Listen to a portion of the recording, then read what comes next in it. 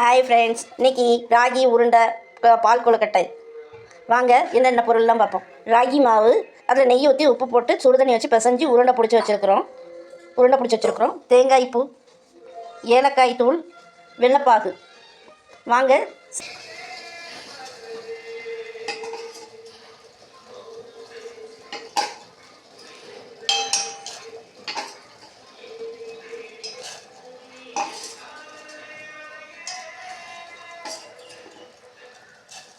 அரிசி மாவுலையும் செய்கிறோம் ஃப்ரெண்ட்ஸ். இந்த மாதிரி நாங்கள் இப்போ ராகி மாவில் செய்கிறோம். நீங்களும் ட்ரை பண்ணி பாருங்கள், நல்லாயிருக்கும்.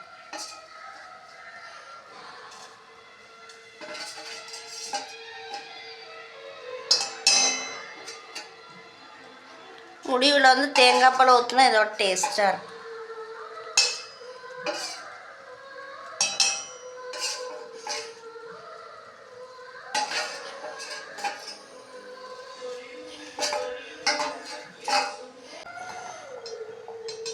வேகிறதுக்கு டைம் ஆச்சுன்னா நீங்கள் உருண்டையை பிடிச்சி இட்லி சட்டி எடுத்து வேக வச்சுக்கிடலாம். இட்லி தட்டில் வச்சு அப்புறம் எடுத்து வெள்ளைப்பாகில் போட்டு செய்யுங்க, நல்லாயிருக்கும். இதே மாதிரி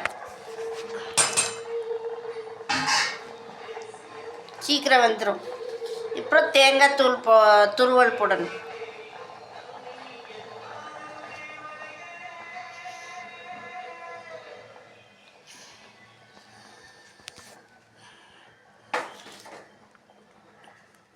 ஏலக்காய் தூள்,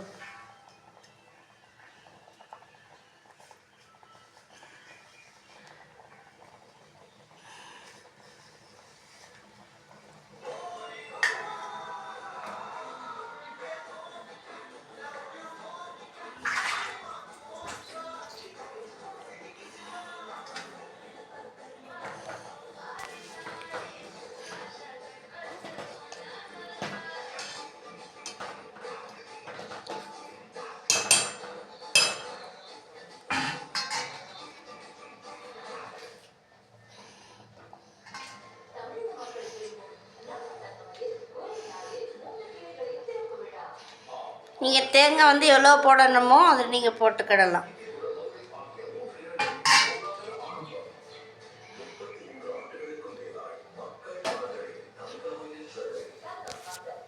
ரெடி. பால் கொழுக்கட்டை, ராகி பால் கொழுக்கட்டை ரெடி.